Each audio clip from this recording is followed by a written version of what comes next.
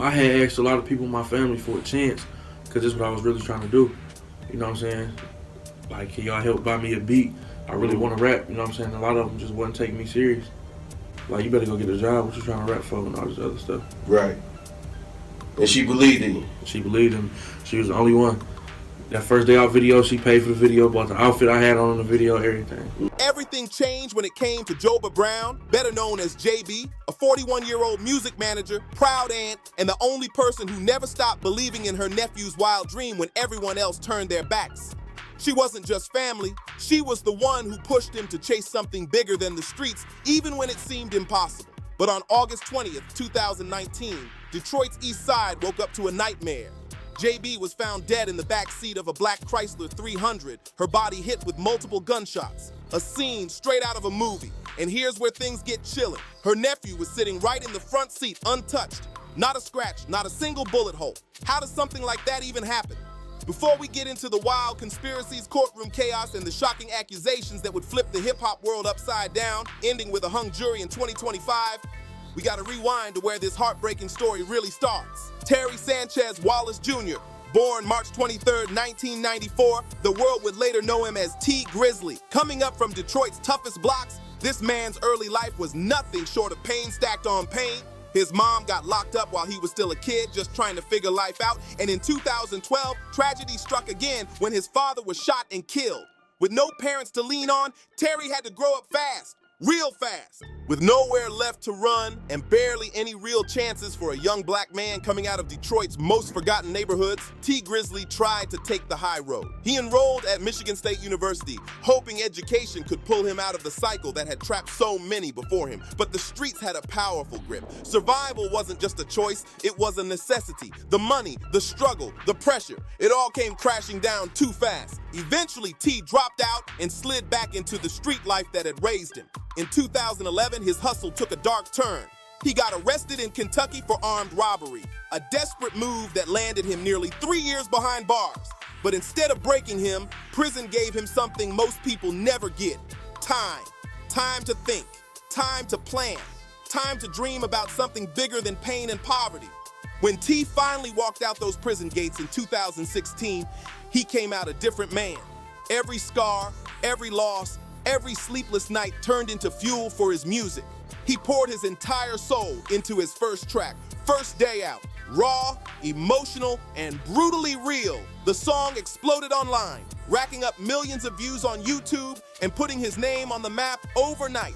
Suddenly, Terry Wallace, the kid from the East Side, had a real shot at the fame everyone said he'd never reach. He paid for the video, bought the outfit I had on in the video, everything. Mm-hmm. You know what I'm saying? So he signed with 300 Entertainment, dropping albums like My Moment in 2017 and Scriptures in 2019, linking up with heavy hitters like Lil Yachty and Big Sean. By 2019, T Grizzly wasn't just another Detroit rapper. He was becoming one of the city's most respected voices, known for spitting the cold, unfiltered truth about what it really means to survive out there. Loss, betrayal, and a non-stop fight to break free from the same streets that raised him, that was T Grizzly's life in a nutshell. But through every twist and turn, there was always one person by his side, one voice that never doubted him, no matter how rough things got. That person was Joba Brown, his aunt, his manager, and the rock that held everything together when the world tried to tear him apart. Everyone who knew Joba described her as unstoppable. A 41-year-old powerhouse who ran T's business like a pro while protecting him like only family could. She was sharp, loyal, and carried herself with that mix of love and authority that demanded respect. Whether it was paperwork, payments, or personal problems, Joba handled it all with precision. One friend even said they had a horrible gut feeling when they heard she was gone. That's how deep her impact ran. But Joba wasn't just managing T's music, she was managing his life. She'd been there since his toughest childhood days, keeping him grounded through every chaotic turn. She sat in those late-night studio sessions, made sure the money was right, and fought for him in boardrooms the same way she would have in the streets. Every tour, every flight, every meeting, she was there. The one steady force making sure T didn't lose himself while chasing fame. Then came August 20th, 2019, the night that changed everything. Around 9 p.m. on Detroit's Hard East Side, tragedy struck on the 3600 block of 3 Mile Drive. Joba Brown was in the backseat of a black Chrysler 300, Some reports claimed it was an Escalade, others just said an SUV. But what's certain is this: T. Grizzly was sitting in the front passenger seat with the driver behind the wheel, and within moments, their world would explode into chaos. They had just wrapped up a long night in the studio pushing T. Grizzly's new album, Scriptures. It was supposed to be a chill ride, just a quick trip to a relative's house, nothing more. Another regular night in the fast-moving life of a rapper whose star was rising by the day. The car rolled through the familiar streets of Detroit's East Side. T in the front seat, Joba in the back, probably scrolling through her phone or checking messages like she always did the driver. He stepped out of the car for reasons that, even years later, no one can fully explain. No, hell no, I ain't trying to talk her out of it. Because she already had money, so she was already straight for real. Okay. And I really needed that. And I saw that she was the only one that really believed. She was the only one I could trust for real. You know what I'm saying? So I was all for it. Then it happened. Out of nowhere, chaos exploded. Shots tore through the air, echoing across the block. No warning, no time to react, no mercy. Bullets ripped into the black Chrysler 300, smashing through the calm like thunder. Joba was struck several times on her left side, near her heart and arm. Her body hit with devastating force. Police reports would later reveal something strange. No shattered glass at the scene. That meant the windows were probably down, which made everything even more mysterious. The driver, panicked and terrified, bolted from the scene, racing toward Buckingham and Luck Streets before calling the cops from a safe distance. T. Grizzly, completely unarmed and blindsided, dropped to the ground in pure survival mode. Instincts from his old street life kicking in without hesitation. Tonight, we know the Detroit rapper was one of 3 people inside that car when the shots went off. Now, in that shooting, the rapper's aunt died, but he was not. A cousin, armed and ready, came running to help. But by then, the shooters had vanished into the dark Detroit night like ghosts as sirens wailed in the distance. Joba, still fighting for every breath, managed to call T from the back of the ambulance. Her voice was weak, trembling, almost impossible to understand. But you can imagine the pain, the fear, and the urgency behind every broken word she tried to say. Later that night, the news everyone feared became reality. Joba Brown was pronounced dead at a nearby Detroit hospital. The Wayne County medical examiner officially confirmed what no one wanted to believe: her wounds had been fatal. The woman who had fought for T. Grizzly's career, who had been his protector through everything, was gone. But here's the part that sent shockwaves through the entire city. T. Grizzly didn't have a single scratch on him. Not one bullet touched him, not even close. And that detail right there opened up a storm of questions that still haven't settled. If this was just a random drive-by, why was only Joba hit? But if it wasn't random, who were the shooters really after? Was it a hit meant for T, or was Joba the real target all along? And here's the question that tore through the internet, the blogs, and the streets. The one nobody wanted to ask out loud, but everyone was thinking, could T. Grizzly himself have somehow been involved in his own aunt's death? And just like that, boom, the Detroit Police Homicide Unit jumped on the case fast. They knew right away this wasn't your average street shootout or some random drive-by gone wrong. No. Well, Glenda, Detroit police tell me that homicide investigators are still working on this case, still trying to figure out what led up to the shooting here on 3 Mile Road just off of Mack. Meanwhile, those who knew Brown say she was kind-hearted and a hard worker. She was a sweetheart. She was a good person. She was the type of person that would look out for you, do whatever, she could to help you. Bushman, host of The Bushman Show on 97.9 WJLB, first got to know Jabina Brown 3 years ago. He called her JB. She was the manager and aunt of Detroit rapper T. Grizzly. She also managed Detroit rapper Sada Baby. Sources say on Tuesday night around 9:30, the 41-year-old was sitting in a Chrysler 300 with 2 other men here on 3 Mile just off of Mack. Police say as one of the men got out of the car, she was shot and killed. JB, I love you. I miss you, but I will never forget about you. You were a queen and you were awesome. Bushman says he's been getting calls and comments on social media from people across the country, those who've gotten to know Brown and some who are fans of T. Grizzly. Bushman says Brown was a young woman who was committed and kind. It was like her first time managing, but she grasped the knowledge of how to manage an artist and was running with it, and he's been very successful. After hearing about her death, he shared this video of Brown in the studio with T. Grizzly in May of 2018. She was fixing his hair, taking care of him like Bushman says she always would. I wanted to share something for people to remember her by. When you're behind the scenes, you don't always get the credit for the things that you do, and I want people to understand who she was and what she meant to T. Grizzly, Sada. And as he continues to pay tribute to her, he just hopes the questions surrounding who took her life won't remain unanswered much longer. Just want to know why. What made you do that? You know, what caused it? What was going on in your mind and in your life that you felt like you had to pull a gun out and pop? This was different. Something about it screamed planned, personal, and dangerous. At first, investigators couldn't find a single piece of evidence suggesting the attack was random. But as time went on, the story kept changing. Every new witness, every new lead seemed to twist the truth in a new direction. What started as a clear-cut murder case turned into a mess of rumors, shifting details, and endless contradictions. For years, the investigation froze cold. Another Detroit tragedy collecting dust in a stack of unsolved cases. Another grieving family left without justice. Then out of nowhere, 2025 hit, and everything flipped upside down. Police finally made an arrest that shocked both Detroit and Chicago. The suspect? Jermaine Whedon, better known on the streets as Woo Wong or Wang, a known Chicago hitter tied to the infamous 600 gang, a crew deep in the drill scene with roots stretching across state lines and ties all over the hip-hop industry. This wasn't just some street corner operation.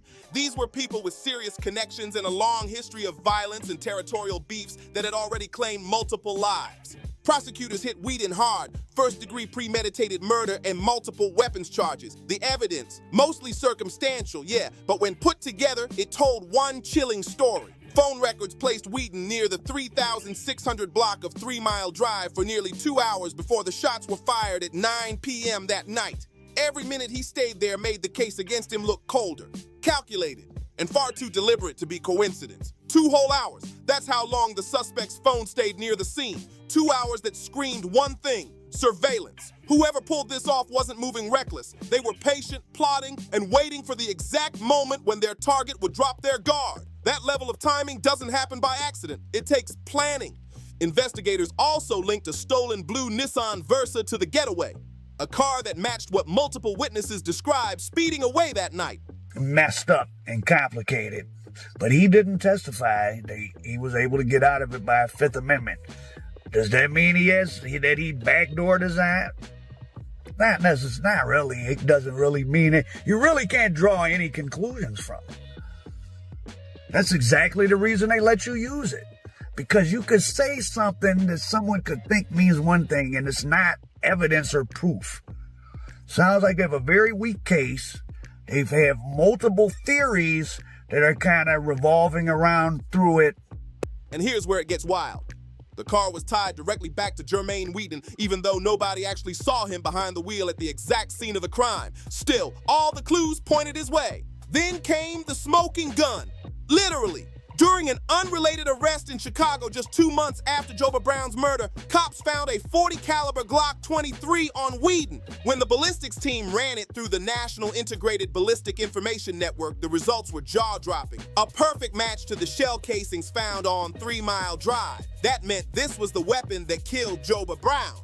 Whedon's connections only made things murkier. He was tight with known 600 gang members like Buka 600, a childhood friend, and 600 Breezy. Even crazier, T. Grizzly himself had ties within that same Chicago drill circle, working with artists like Lil Durk, one of the scene's biggest names. Suddenly, the story stopped being just a Detroit case. It stretched deep into Chicago's drill culture, a world where music, money, and beef often collided with deadly consequences. When news of the gun match broke, the internet went up in flames. Social media detectives, YouTubers, and self-proclaimed truth seekers started connecting dots. Some legit, others straight up wild. Was it a gang hit? A revenge move? A mistaken identity? Or the question no one wanted to believe: could T. Grizzly himself have been involved in some way? Complicit, connected, or even the reason his aunt was gone?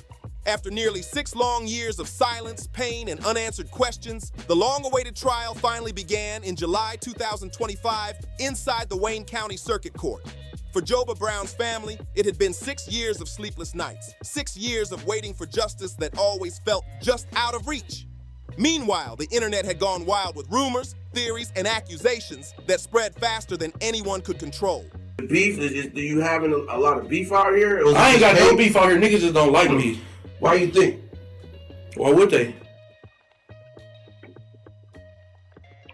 Why do you think? I mean, You haven't done anything? Is it your success? Is it something from your past? So don't nobody really know me personally. I don't know none of these niggas personally.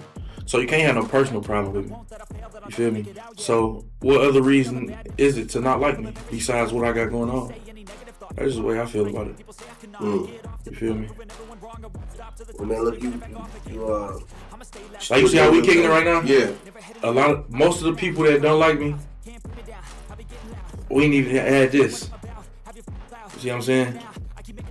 And I'm gonna tell you, go ahead. And if we did have this type of relationship where I was kicking it with them and they don't like me, it's because they did some whole shit and I don't fuck with them no more. And for me to not fuck with you no more, that mean a lot because you're not gonna find another nigga like me.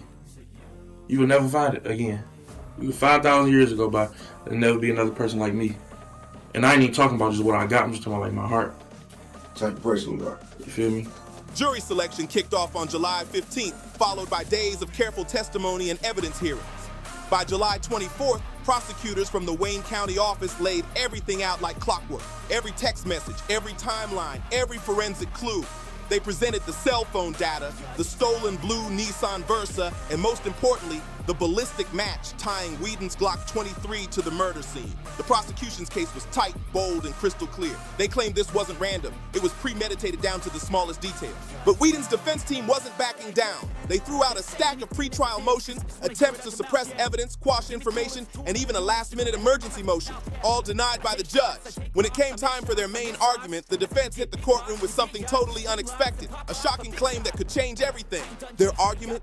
Whedon physically couldn't have done it. They said just 2 weeks before Joba's murder, Whedon himself had been shot, suffering serious injuries that supposedly left him barely able to walk. The defense painted him as too weak, too hurt, too limited to carry out a hit like this. If that was true, it could flip the entire case upside down, maybe even create reasonable doubt where the prosecution thought there was none. Joba Brown was gone, murdered in cold blood, yet her nephew, T. Grizzly, walked away without a single scratch. That fact haunted everyone following the case. And now in court, another question hit even harder. How could Jermaine Whedon, a man supposedly recovering from his own gunshot injuries, have stalked a target for 2 hours and pulled off a clean, calculated drive-by like a pro? It just didn't add up. Then came the bombshell moment. T. Grizzly himself took the stand as a key witness in his aunt's murder trial. The courtroom went silent as he was sworn in. But what happened next sent shockwaves everywhere. Instead of answering, T invoked his Fifth Amendment rights, refusing to speak on several major topics that prosecutors and the public were desperate to hear about. He wouldn't explain the meaning behind certain lyrics that online investigators swore were hidden confessions or coded messages. He refused to discuss his tattoos, the same ones internet sleuths had analyzed frame by frame, claiming they contained secret symbolism tied to the murder. He even declined to talk about his past criminal record, his connections to the 600 crew, or his personal relationships within the drill scene. The court respected his legal right to stay silent, but that silence spoke volumes. Online, people couldn't stop asking, why would an innocent man plead the fifth? What truth was he protecting? Or worse, what was he hiding? When Jermaine Whedon's bond was announced, jaws dropped. Just $75,000, with only 10% cash or surety required. For a first-degree premeditated murder charge, that number was shockingly low. People couldn't believe it. Legal experts and courtroom spectators immediately started asking what that meant. Was it a quiet admission that the prosecution's evidence wasn't as airtight as it seemed? Or did the court really think Whedon was such a low flight risk that he didn't need to be held on a higher bond? Either way, the decision raised eyebrows across Michigan's entire legal scene. As the trial wrapped up, the jury struggled for days, trapped in endless debate. No one could agree, no clear answer, no solid verdict. In the end, the judge declared a hung jury around July 31st or early August 2025. And just like that, all the tension, all the waiting, all the pain led to nothing. For Joba Brown's family, it was another heartbreak. 6 years of fighting and still no justice. The reaction online was instant and explosive. On platforms like X and Instagram, people posted non-stop, dissecting every courtroom rumor, debating the juror's decision, and speculating whether a retrial would ever happen. Some swore it was a setup, others said justice failed once again in Detroit. Then came another blow. The official appeal, listed as docket number 376392 in the Michigan Court of Appeals, was dismissed on August 6, 2025, tossed out over a procedural technicality. Just like that, the case hit a dead end. Now, as of November 13, 2025, no retrial has been scheduled. Public court records sit silent, untouched, leaving the murder of Joba Brown hanging in the air. No closure, no justice, and no peace for the family still waiting for answers that may never come. Some corners of the internet went completely off the rails, spreading a dark and twisted rumor that Joba Brown was pregnant at the time of her death. And the most shocking claim of all, that T. Grizzly himself was allegedly the father. If that were true, it would have been one of the most disturbing revelations the hip-hop world had ever seen. But here's the truth. The Wayne County Medical Examiner's official autopsy shut that rumor down completely. The report confirmed it beyond all doubt. Joba Brown was not pregnant when she died. Still, the gossip didn't stop there. Even after the facts came out, some people clung to the wild idea that T and his aunt had some kind of inappropriate relationship, a claim that's both invasive and deeply offensive through it all. T. Grizzly has stood firm, denying every accusation with full force, calling the stories pure nonsense and saying he had absolutely nothing to do with Joba's death. So now we're left with the biggest question of all. What really happened on that tragic night of August 20th, 2019? Was it a setup, a revenge hit, or something even deeper than anyone's dared to uncover? Drop your thoughts down in the comments. I want to hear what you think.